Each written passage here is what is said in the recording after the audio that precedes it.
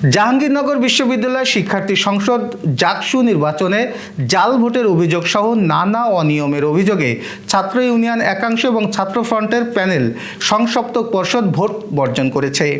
বৃহস্পতিবার বিকেলে সামাজিক যোগাযোগ মাধ্যম ফেসবুকে এক পোস্টের মাধ্যমে ছাত্র ফ্রন্টের প্যানেলের পক্ষ থেকে এই তথ্য জানান সংসপ্তক পর্ষদের জিএস পদপ্রার্থী জাহিদুল ইসলাম ইমন। তিনি বলেন, ছাত্রী সংস্থার মেয়েদের জাল ভোটের একটি অভিযোগ পাওয়া গেছে 15 নম্বর ছাত্রী হল কেন্দ্রে। ভোট দেওয়ার জায়গায় পূরণ করা ব্যালট পাওয়া গেছে।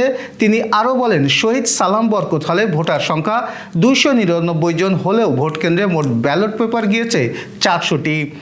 ভোটার তালিকায় ছবি যুক্ত করা হয়নি, যে কেউ এসে ভোট দিয়ে যাচ্ছে। রফিক জব্বার হলে তার প্রমাণও মিলেছে। এর আগে ভোটে কারচুপি সহ নানা অভিযোগ তুলে জাহাঙ্গীরনগর বিশ্ববিদ্যালয়ের কেন্দ্রীয় ছাত্র সংসদ জাকসু নির্বাচন বর্জন করে জাতীয়তাবাদী ছাত্রদল সমর্থিত প্যানেল।